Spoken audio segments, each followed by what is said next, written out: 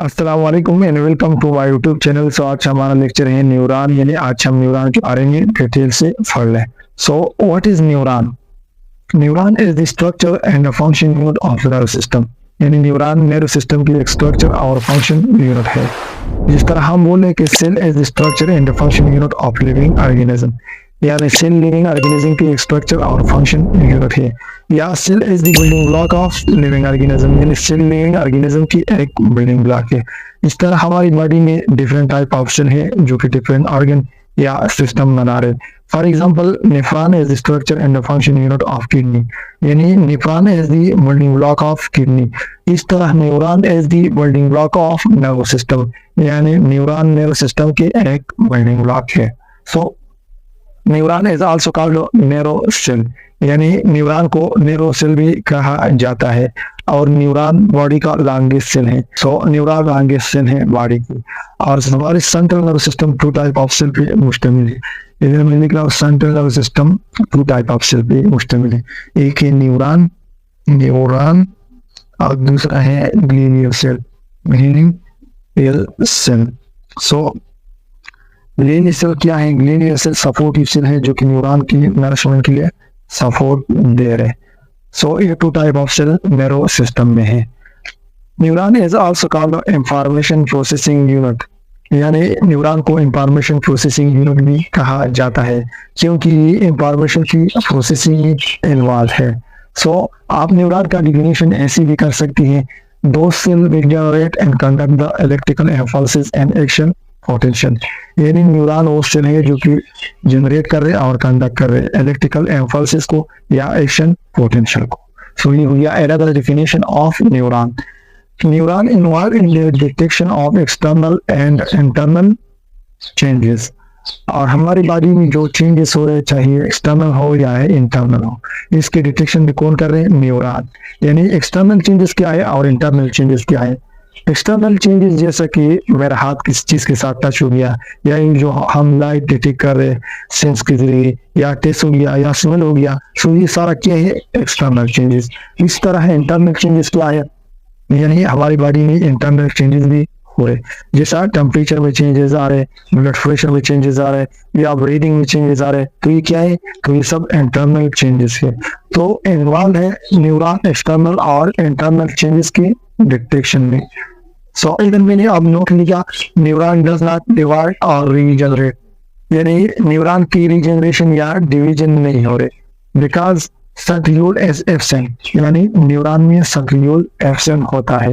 जब centriole absent होता है तो स्पाइनल फाइबर की फॉर्मेशन नहीं हो रहे। जब स्पाइनल फाइबर की फॉर्मेशन नहीं हो रहे तो सेल का डिवीजन इम्पॉसिबल है। लेट्स सपोज अगर बॉडी में कोई सेल डैमेज हो गया, यानी नर्व सेल डैमेज हो गया, तो इसकी डेथ काफ हो जाएगा, यानी इसके डिवीजन नहीं हो रहे, या दूसरी बॉडी सेल की तरह ही डिवाइड नहीं हो रहे। सो अब हमारे स्ट्रक्चर ऑफ न्यूरॉन, यानी न्यूरॉन की स्ट्रक्चर कैसे है। So typically neuron consist three part, cell body, axon and dendrites, यानी टिपिकली न्यूरॉन थ्री पार्ट के मुश्तमिल है। जो सबसे बड़ा पार्ट नजर आ रहा है गोल सा, जिसके अंदर मुख्तलिफ चीजें आ रही, ये है सेल बॉडी और सोमा, जिसको सोमा भी कहा जाता है। अब जो सेल बॉडी से जो एक्सटेंशन है से, और ये जो छोटा छोटा ब्रांचेस है और थ्रेड लाइक स्ट्रक्चर नजर आ रही है डेंड्राइट्स, और ये सेकंड पार्ट है ऑफ न्यूरॉन का। अब जो एलांगेटेड पार्ट नजर आ रहा है ये वाला, ये है एक्सॉन, और ये है थर्ड पार्ट ऑफ न्यूरॉन, जो हम वन बाय वन डिटेल से डिस्कस कर रहे हैं। So first part cell body.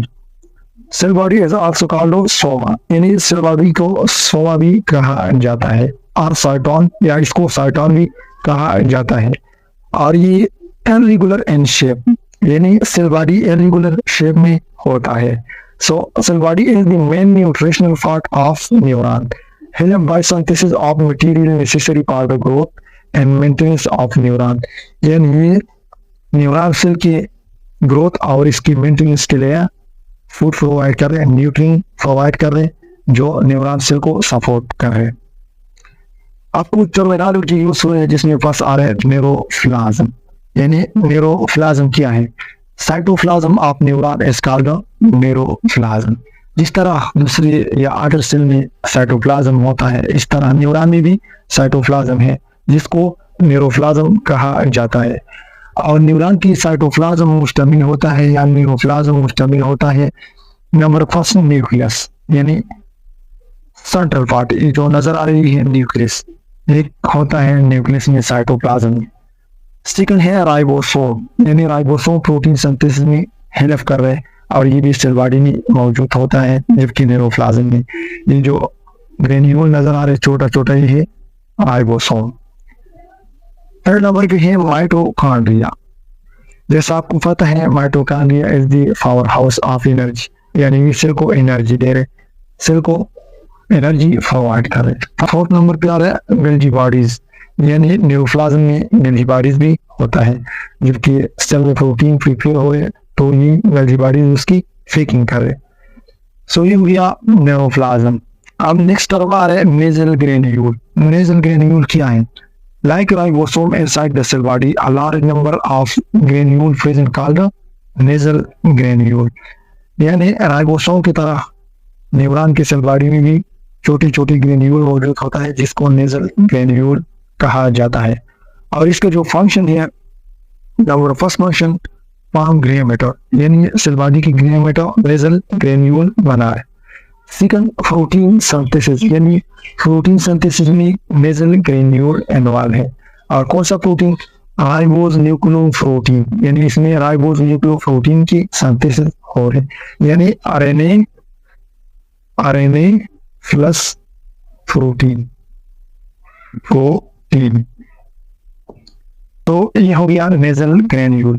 अब न्यूरोफाइब्रस क्या है? Neurofibrils fine thread present in cytoplasm form framework of cytoplasm, यानी ये पतला सा छोटा सा दागी होता है जो कि साइटोप्लाज्म में मौजूद होता है।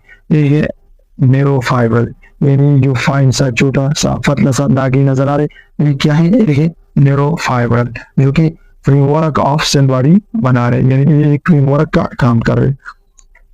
अब नेक्स्ट टर्म आ रहा है फाइबर्स। फाइबर क्या है? ये जो साइटोप्लाज्मिक एक्सटेंशन है, जैसा कि डेंड्राइट्स हो गया और एक्सॉन हो गया, तो ये हो गया फाइबर, यानी the fibre axon arising from cell body. इन सेल बॉडी से जो डेंड्राइट्स और एक्सॉन एराइज है इसको फाइबर कहा जाता है। सो अब हम सेकंड टर्म पे आ रहे हैं, सेकंड पार्ट पे आ रहे हैं डेंड्राइट्स। सो डेंड्राइट्स क्या है?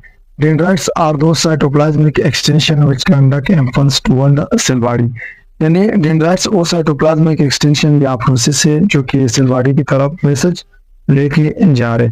आप ऐसी भी कह सकते हैं कि receive impulse and transmit toward the cell body, यानी डेंड्राइट मैसेज को रिसीव कर रहे और सेल बॉडी की तरफ ट्रांसमिट कर रहे। आप डायग्राम में देख सकती है एक जनरल न्यूरॉन की स्ट्रक्चर है और न्यूरॉन के स्ट्रक्चर में जो मेन ब्लॉक्स नजर आ रहे हैं सेल बॉडी। अब जो साइड पे एक्सटेंशन है एराई से, यानी थ्रेड लाइक स्ट्रक्चर नजर आ रही है डेंड्राइट्स। अब इस डेंड्राइट्स का जो फंक्शन है ये message toward the cell body, यानी सेल बॉडी की तरफ मैसेज लेके आ रहे हैं जो मैंने डायरेक्शन दिया। लेट्स सपोज ये है अनदर न्यूरॉन और डेंड्राइट्स इस न्यूरॉन से मैसेज लेके टुवर्ड द सेल बॉडी, यानी सेल बॉडी की तरफ मैसेज लेके जा रहे हैं। Typically neuron consist 5 to 7 dendrites, यानी न्यूरॉन में ये जो एक्सटेंशन है वो 5 to 7 होता है।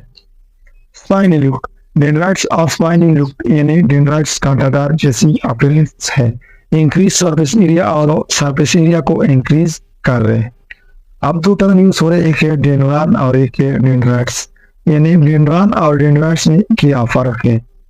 Dendron as a single fibre, यानी डेंड्रान सिंगल फाइबर को कहा जाता है।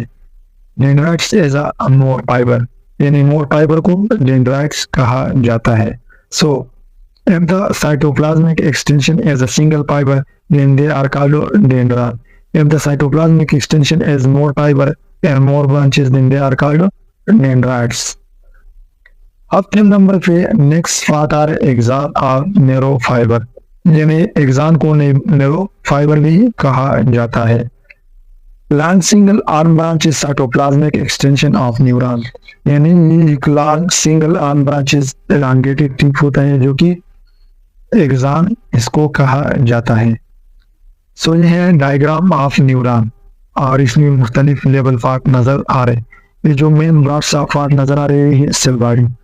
अब सेल बॉडी से कुछ एक्सटेंशन है राइट से, यानी ये जो थ्रेड लाइक नजर आ रहे हैं ब्लैक कलर, ये है डेंड्राइट्स। और इसके नीचे की तरफ ये जो लाल टीम नजर आ रहे एलांगेटेड अनब्रांच स्ट्रक्चर, ये है एक्सॉन। सो एक्सॉन भी सेल बॉडी से राइज है। Carries impulse away from cell body, यानी एक्सॉन सेल बॉडी से मैसेज दूर लेके जा रहे, अवे लेके जा रहे। लॉन्ग फाइबर में भी more than newton long in some neuron, यानी एक्सॉन एक लॉन्ग फाइबर होता है जो कि कुछ न्यूरॉन में भी मीटर से भी ज्यादा हो सकता है।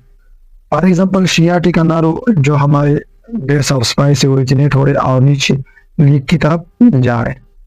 सो अब हम कुछ टर्मिनोलॉजी एक्सप्लेन कर रहे हैं जिसमें पास आ रहे एक्सोप्लाज्म, यानी एक्सोप्लाज्म क्या है। Cytoplasm of axon is called axoplasm, यानी एक्सॉन के साइटोप्लाज्म को एक्सोप्लाज्म कहा जाता है।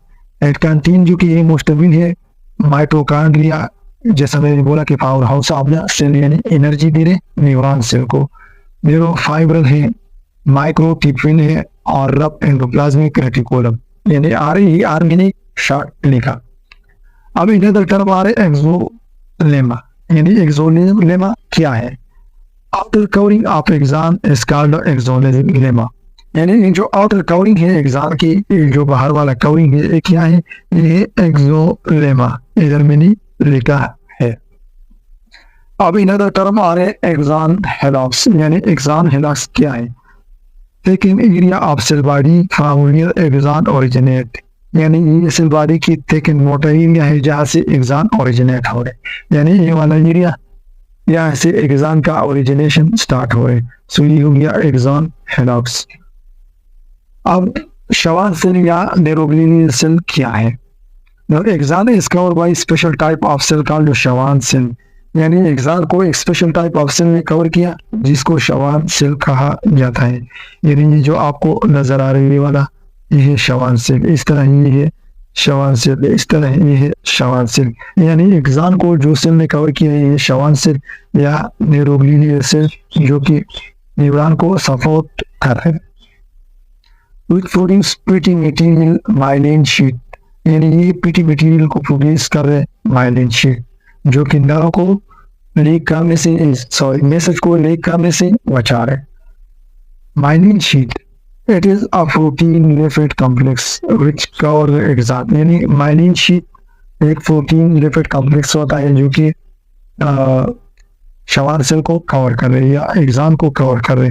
यानी यह है शवान सेल, और शवान सेल को जिस शीट में कवर किया ये है माइलिन, वो ये हो गया माइलिन शीट। सो माइलिन शीट एक्सॉन कवर कर रहे हैं। अब माइलिन शीट जो है ये जैसा कि हमने बोला प्रोटीन लिपिड कॉम्प्लेक्स होता है, तो इसमें कौन सा प्रोटीन और लिपिड है, यानी इसमें जो प्रोटीन है वो है माइलिन बेसिक प्रोटीन, और इसमें जो लिपिड है वो है स्पेंगोमाइलिन लिपिड, यानी इसमें स्पेंगोमाइलिन लिपिड होता है। अब इनदर टर्म यूज हो रहे हैं नोड ऑफ रनवीर, यानी नोड ऑफ रनवीर क्या है। Between the two Schwann cell, there is a small non-myelinated portion called a node of Ranvier, यानी टू Schwann cell के दरमियान में जो अनमाइलिनेटेड पोर्शन होता है उसको नोड ऑफ रनवीर कहा जाता है। यानी लेट सपोज ये है एक Schwann cell और ये है दूसरा Schwann cell। अब दो Schwann cell के दरमियान में जो अनमाइलिनेटेड यानी ये वाला पोर्शन नजर आ रहा है ये है node of Ranveer. So node of Ranveer contain maximum number of sodium channel, यानी नोड ऑफ रनवीर में maximum number of sodium channel होता है, यानी इधर सोडियम चैनल होता है। अब इनका टर्म यूज हो रहा है एक्सॉन टर्मिनल, यानी एक्सॉन टर्मिनल क्या है।